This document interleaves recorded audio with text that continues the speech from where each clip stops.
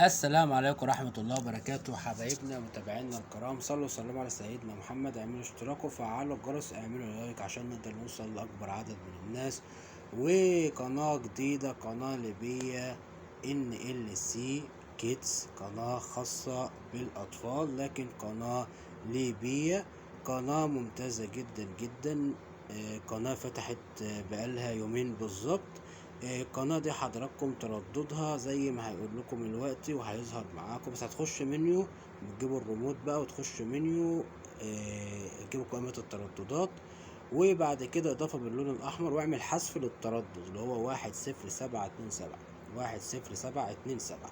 معدل الترميز 27500. القطبية او الاستقطاب هيبقى افقي او اتش او هوريزونتال. اهم حاجة تعمل حذف للتردد عشان الباقة تنزل من اول وجديد تاني، وبعد كده تضيف اللي على الباقة مع قناة NLC الليبية او NLC كيدز خاصة بالاطفال.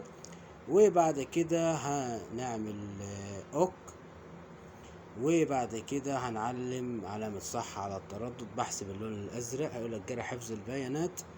بعد تعمل حذف باللون الاصفر، اضافة باللون الاحمر للتردد 10727. وعدد ترميز 27500.